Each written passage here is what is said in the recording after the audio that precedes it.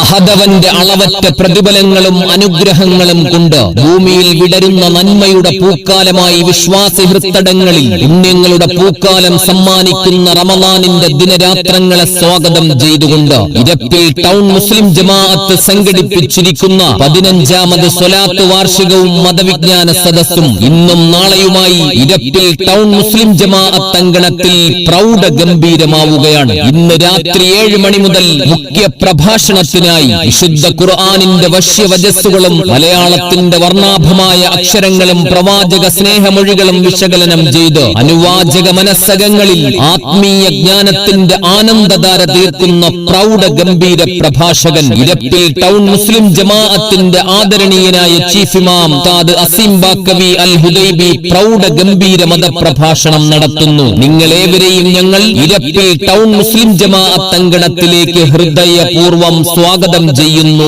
ക്ഷണിക്കുന്നു.